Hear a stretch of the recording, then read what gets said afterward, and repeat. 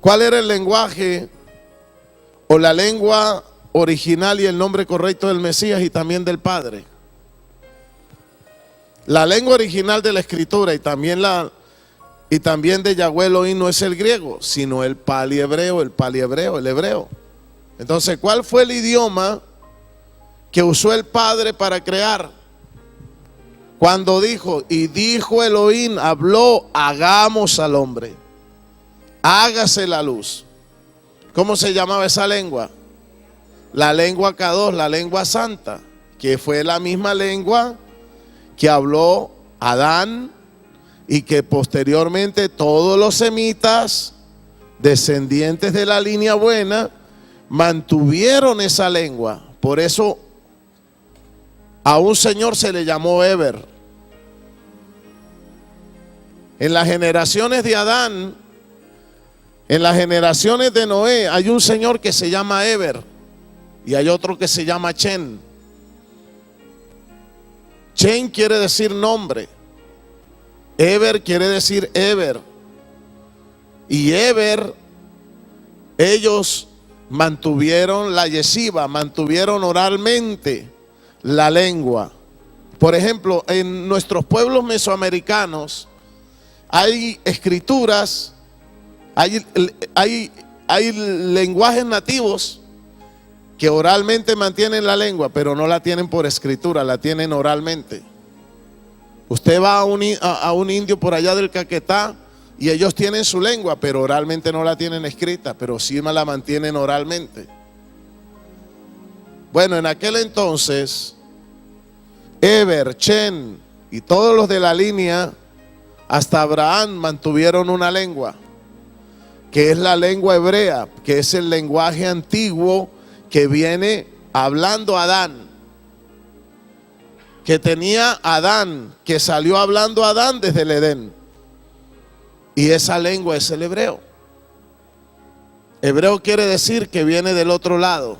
Y hebreo viene de Eber. Y de ahí, de esa simiente, nace el pueblo de Israel que mantuvo esa lengua. Y de ahí viene el Mesías que mantuvo esa lengua. El Yeshua nunca habló chino. Yeshua nunca habló inglés, ni japonés, ni español, ni colombiano. Yeshua habló hebreo y también habló arameo. Pero usted no va a encontrar en ninguna parte de la escritura que Yeshua haya hablado griego. Eso es mentira, eso es una falacia. Yeshua nunca habló griego. Yeshua habló su lengua original como buen judío, como buen hebreo, como buen israelita, que fue su lengua, el hebreo. ¿Cuántos alaban su nombre?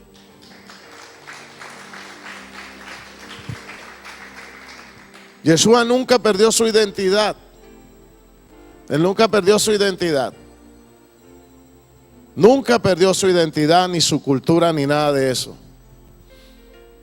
En Mateo capítulo 1, verso 1, dice la palabra del Eterno. Mateo capítulo 1, verso 1.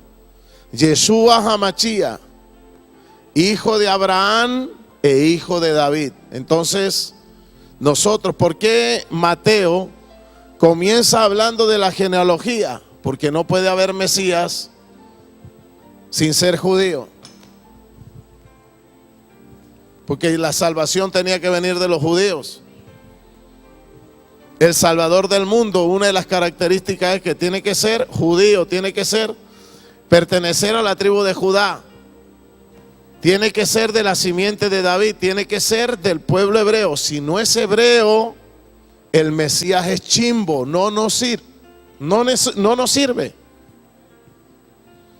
Hay cosas que por el origen se desvirtúan o se valorizan. Cuando usted agarra un producto y dice hecho en la China, usted dice, eso es chafa. Cuando usted agarra un tenedor y dice hecho en Alemania, Germany, usted dice, wow, es bueno, es alemán. Pero lamentablemente hay orígenes que desvirtúan las cosas. Si usted encuentra un reloj como los que yo vendía y dice hecho en Hong Kong, usted ya sabe que ese reloj usted no lo puede meter al agua. porque ese reloj es Mickey Mouse, no sirve. Pero si dice Rolex hecho en Suiza, usted dice, wow, esta cosa vale. Lo mismo pasa. Lo mismo pasa. Si el Mesías es judío, es verdadero. Si no es judío, no nos sirve. No nos sirve, porque la salvación tiene que venir de los judíos. Hay que buscar la autenticidad del Mesías. Si el Mesías no es judío, como lo dice Isaías capítulo 11, verso 1,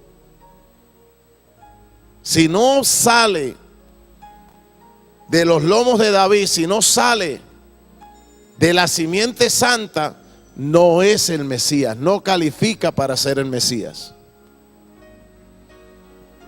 Entonces, Mateo capítulo 1, verso 1 nos está dando la garantía, nos está dando el sello de garantía. Yeshua HaMashiach, hijo de Abraham, ¿qué está diciendo? ¿Hijo de quién? De David. ¿Cuántos alaban su nombre?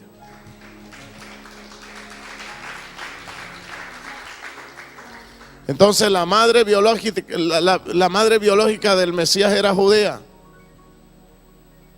Lo que hemos conocido como la Virgen María, pero ella no se llamaba tampoco María, se llamaba Mirjam.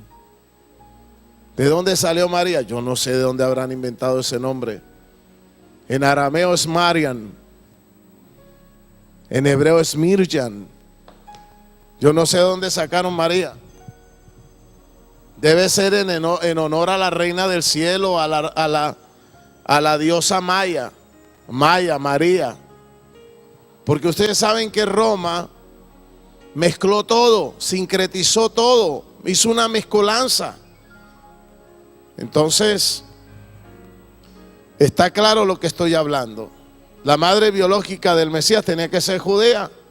Porque ¿cómo se iba a llamar hijo de Abraham, hijo de David, hijo de Israel, de la casa de Judá? ¿Cómo iba a ser el león de Judá? Por eso cuando el Mesías fue a nacer, el padre lo puso en un hogar judío.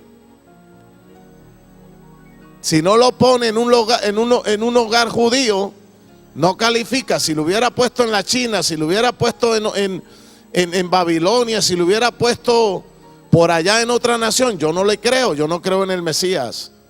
Porque tiene que ser hijo de Abraham y tiene que ser hijo de David. ¿Me están escuchando? Entonces yo tengo que buscarle la autenticidad al Mesías. Por eso este Miranda del 6.6 es un re loco. Es un re loco, estaba endemoniado. Hay muchos falsos Mesías que se han levantado. Y yo no estoy diciendo que Jesucristo no sea el Mesías. Yo lo que estoy diciendo que sí, Jesucristo es el Mesías, pero el nombre que le han colocado se lo colocó Roma y está mal. Ese nombre no es el correcto. El nombre correcto de nuestro Señor, con respeto, con amor, como debe de ser, se llama Yeshua HaMashiach.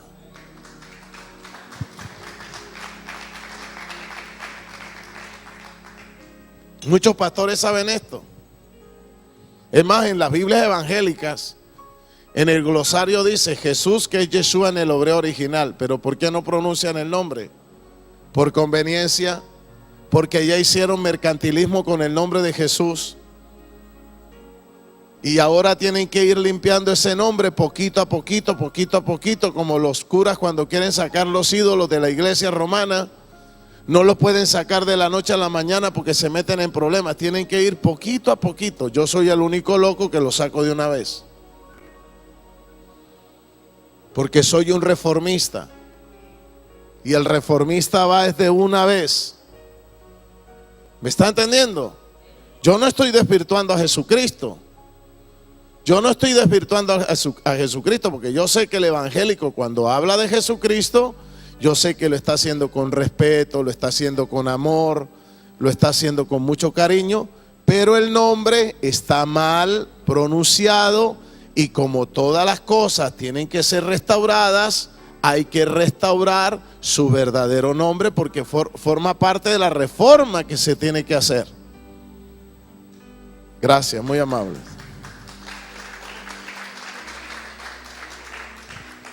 ¿Cuál era el idioma que hablaban los apóstoles?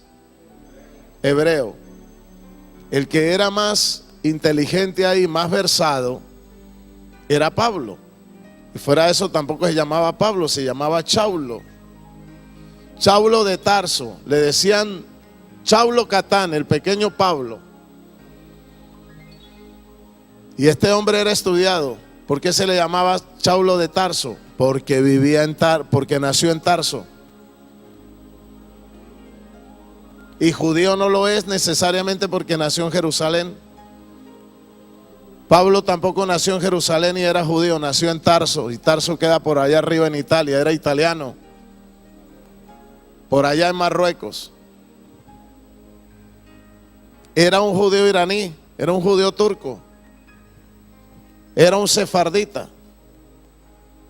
Era de familia que habían emigrado a otros lugares, pero eran judíos.